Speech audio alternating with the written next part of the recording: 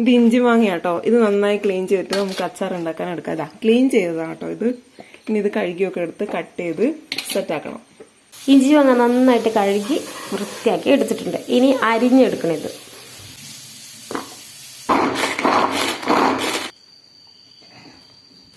ഇഞ്ചി മാങ്ങയൊക്കെ നന്നായി അരിഞ്ഞെടുത്ത് ചെറുതാക്കിയായിട്ട് അരിഞ്ഞ് അത് ഉപ്പ് കൂടെ ഇട്ടിട്ട് നമ്മൾ കുറച്ചൊന്ന് തിളപ്പിച്ചെടുക്കണം. ഇഞ്ചി എടുത്തിട്ടുണ്ട്, വെളുത്തുള്ളി, പച്ചമുളക്.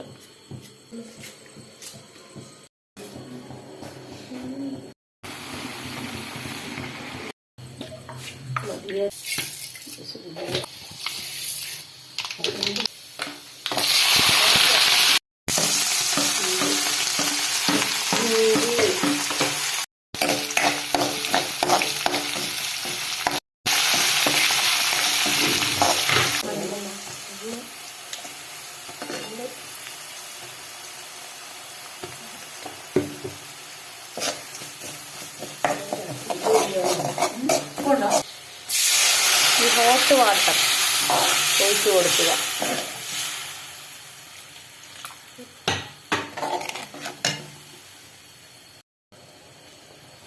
നമുക്ക് ആവശ്യത്തിന് ഉപ്പ് ചേർത്ത് ഉപ്പ്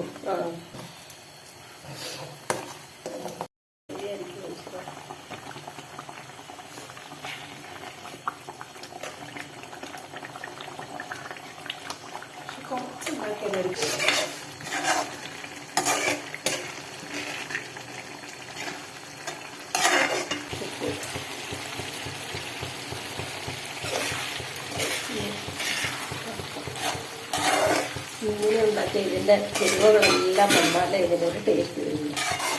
എല്ലാ തിരി കുടിക്കുന്നു.